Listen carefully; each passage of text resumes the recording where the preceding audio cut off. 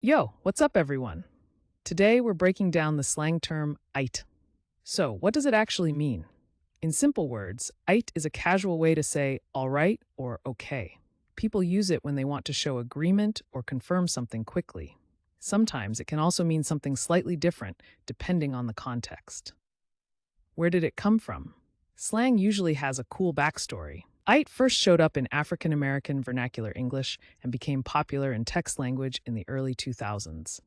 Over time, it spread into everyday talk, especially among young people and online communities. Now let's check out how to use "ite" in a sentence. Correct example 1. She replied with "ite, see you later," when we planned to meet after school. Correct example 2. I finished the assignment. "Ite."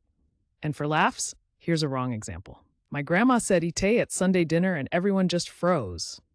See how slang adds personality and vibe? Using "eat right" makes you sound natural, but using it wrong can be hilarious. Quick recap. "Eat" means a casual way to say all right or okay. It started in African American vernacular English and became popular in text language in the early 2000s, and now you'll hear it in conversations, online, or even in music. Now it's your turn.